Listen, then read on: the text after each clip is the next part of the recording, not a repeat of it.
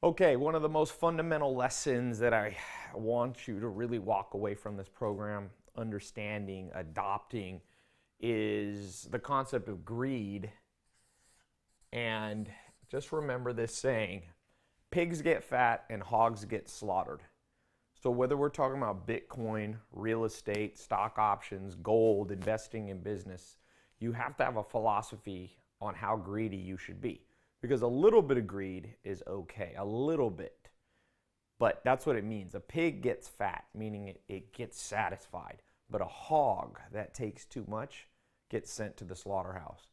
So, I want to talk about this teeter totter, you know, this is being conservative with your investing, and this is being aggressive slash greedy, right? You have to know where to put this. And really where this comes down practically is a principle we'll talk about, which is, locking in gains. So I just use an example of a marketplace where there's been a lot of greed, the stock market. Maybe more relevant now, we'll talk about cryptocurrencies because they've gone up so much. So Bitcoin, as we've talked about before, if you had put in $100 in 2010, you would have 75 million or something like that today. Now, what people then do is they think that's always going to happen, and they keep investing in Bitcoin, and eventually, of course, it's not going to go up. Nothing can go up forever. What goes up must come down. So let's say you had invested in anything: Bitcoin, real estate, stock market, and let's say you had invested, we'll just do it, $1,000 to keep round numbers. And let's say this stock or this particular coin, Bitcoin, or a piece of real estate that you bought for $1,000 went up to $2,000. Okay? And some of your friends tell you, and some of the news articles you read tell you it's going to keep going up, and some say it's going to go down. Right? Who do you listen to? What do you do? Well, I want you to remember today's lesson: lock in your gains, or more specifically, lock in your initial investment. So what you could do with Bitcoin, let's say, if you had put $1,000 into it, or a stock, $1,000, and it's now worth $2,000, you could just sell $1,000 worth. So in this case, it'd be, you would sell 50% of it, and now you take the $1,000 cash, put it in your savings account, or you could do something else with it later. But the point being is that now, and let's do this example. Let's say you had bought 100 shares for $10, right? So that's $1,000. And now it goes up to 200. Your 100 shares, it goes up to $20. And some of your friends say hold it, and some of your friends say sell it. Some say there's a recession, and some saying it's going to keep going up. So that's worth $2,000. What I'm suggesting you do, now that's worth 20, sell 50 shares times $20. Now you have got your initial investment back. You could be a little more precise. If it had been a few years, you might want a little interest on your money, so maybe you'd sell 60 shares. But we'll keep it simple for this analogy. 50 shares times $20, that's $1,000. Now, guess what? You still have 50 shares left. If it goes up to $40, you get to ride the wave up. If it goes down to zero and the company goes bankrupt, you can at least say you didn't lose any money. That's my philosophy. There's many philosophies on this. Some people would say forget that. Some people would say lock it in every time it goes up 10%. There's whole schools of thought that argue with each other. You can see it in investment forums and in investment meetings. I'm giving you my personal opinion, which I think is very logical. Okay? Remember, don't be too greedy. Somebody who's too greedy, and I'll give you a real life example of this.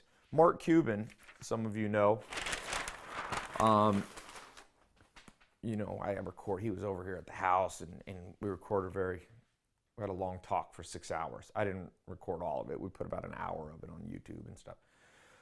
But one of the things that Mark told me was when he sold his company, all right, he sold this radio, online sports radio to Yahoo, and Yahoo paid him in shares. And at the time, I think Yahoo shares were worth like $200 or something or more. And so he became a billionaire worth $1 billion basically overnight. Okay? Now, some of his friends told him, oh, this Yahoo, and he, instead of giving him cash, Yahoo paid him mostly in shares of their company, which were going up at the time. Now, as we know today, Yahoo shares are worth very little compared. I think they're worth $20 or something. A tenth of this, roughly. Maybe even less. So if he had been greedy and just said, oh, it's going to keep going up to 300 to 400, he right now would have, less than $1 million, or maybe not 1 million, but 90% would be lost easily, if not more. In fact, one of his founders, business partners, who was also given Yahoo shares, didn't do any locking in of gains and went from being worth $100 million to like 1 million.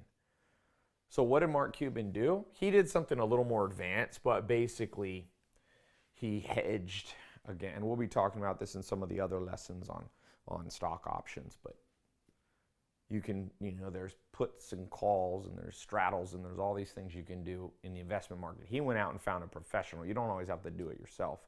He found a money manager and said, help me protect myself and lock in my gain. And let's say I'm just going to make up theoretical numbers. Let's say he was worth $1.2 billion. He might have taken literally $100 million worth of options that basically he lost, but they were insurance. So now he's worth only $1.1 billion. So you might say, wow, that's a lot of insurance cost. Yeah, but it's better than going down to being worth $100 million. So notice Mark Cuban wasn't too greedy. And these aren't the exact numbers. I don't think they're public. I never asked him the exact numbers. But he had to spend money to use stock options to protect him in case Yahoo went down. And lo and behold, he was correct. It went down. What goes up must go down. And so by locking in his gains, he did very well. He still went down a little bit because the cost of locking in the gains, there was some cost associated. So that's where you can do it with stock options. In the first analogy, you just sell off some of what you have. If you're dealing with publicly traded stocks, you can do something else, which there'll be more advanced lessons on this. Let me just write this out for you. So what are the strategies, 3 ways to lock in gains and not be greedy? Number 1, you can do what I talked about earlier, which is just sell enough to get your initial investment back, okay? Plus maybe a little bit, 10% interest, investment back. All right, so that's one strategy, works well. Strategy number 2 is what Mark Cuban did. You can't do this with all things, but he bought stock options. You'll hear people use the lingo, he hedged. Okay, that's a generic principle. He hedged, but you could basically, it's not really insurance, but it does the same thing. Like insurance on your home, if it catches on fire, you pay money, you pay $1,000 per year, so you lose the money, but if it ever catches on fire, you're protected, right? So you can do this only for certain things. You can't really do this with real estate as easily. If you own a private business, you can't do it. But number 3,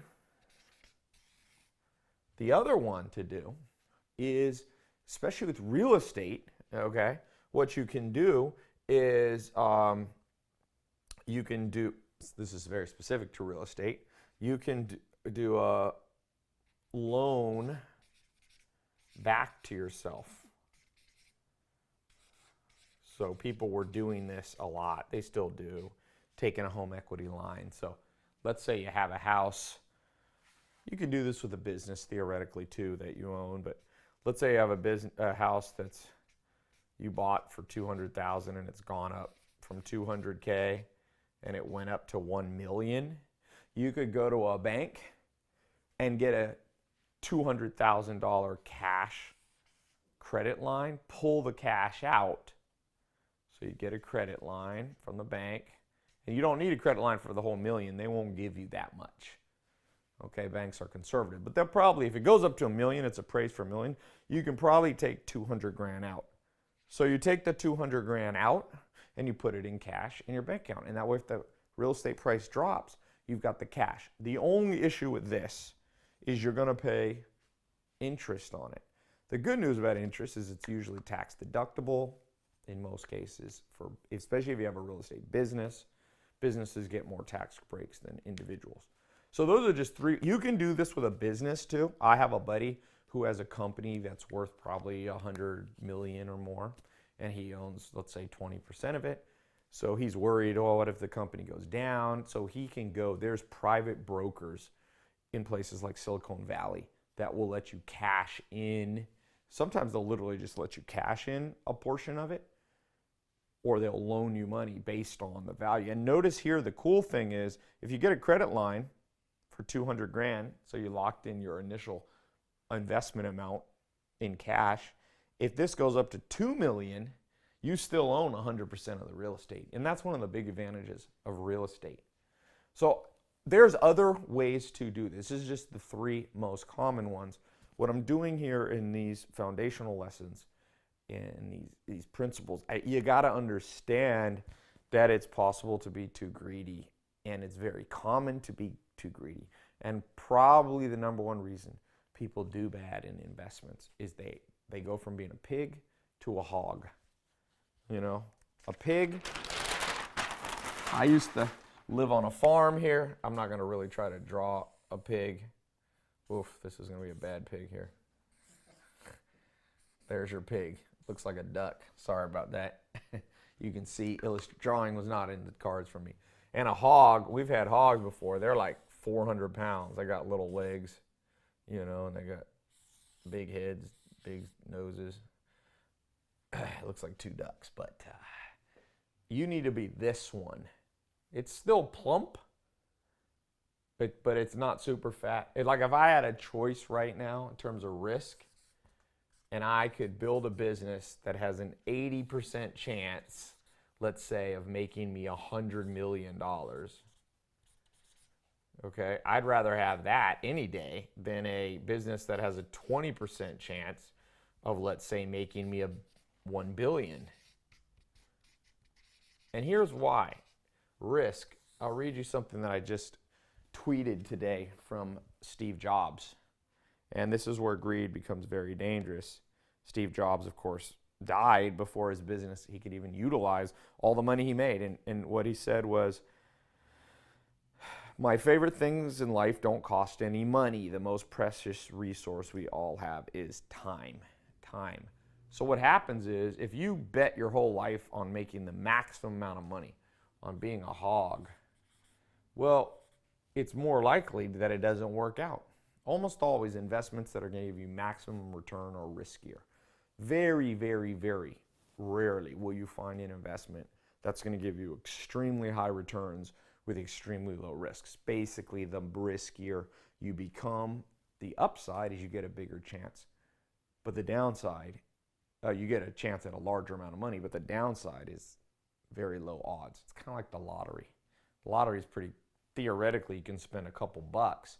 And I think there's a lottery in Spain right now that the person, you know, it's $1 billion or something to the winner, or 600 million, some crazy thing in the U.S. too. So yeah, I mean, it's great, but the odds are so small. The risk is you're going to spend your whole life just trying to get lottery tickets, and you're going to die. And what did Steve Jobs said? Time is more precious. So it's better to just go through life making solid investments that give you a solid return on your money, and lock them in and move on. And let me just say, one of the key principles you're going to have to understand here, this is from Charlie Munger, one of the great investors alive right now. He's like 93 or whatever. And he says, when he's talking about investing, he says, there's no great tragedy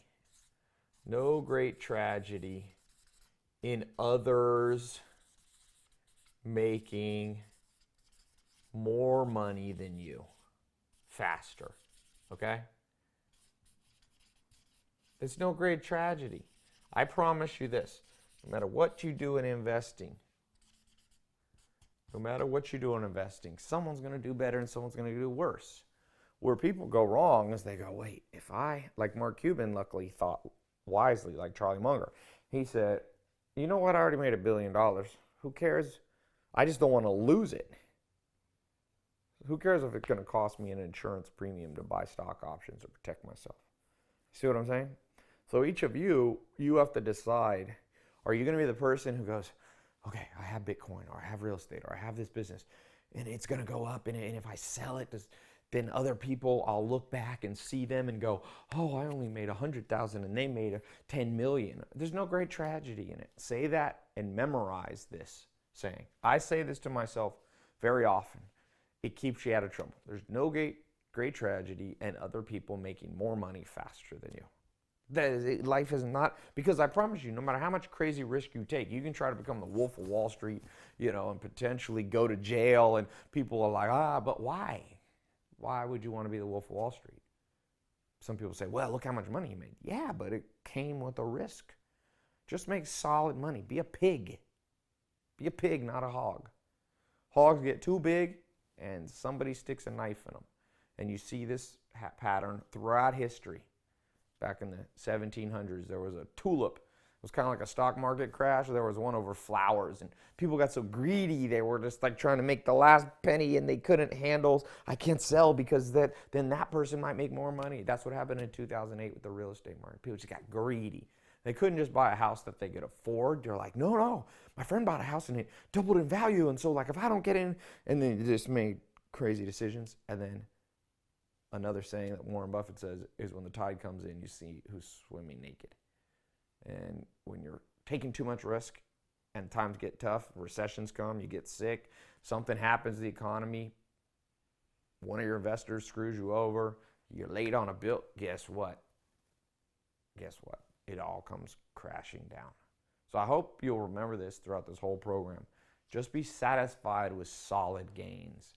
Do not ever allow yourself to go, well, somebody's going to make more than me. Who cares? They already have, and they already will. And it's kind of like I like to play basketball. No matter how good you are, someone will be better than you. Even if you're LeBron James, people go, oh, Michael Jordan was better than you. And it's just a repetitive. And even if you're Michael Jordan, now people say LeBron's better than you. There is no best. There's no greatest. Bill Gates was the richest man in the world, and Jeff Bezos passed him. Somebody's always waiting in the wing to pass you up. So just be happy in optimizing your life for not wasting time, not taking excessive risk. Okay?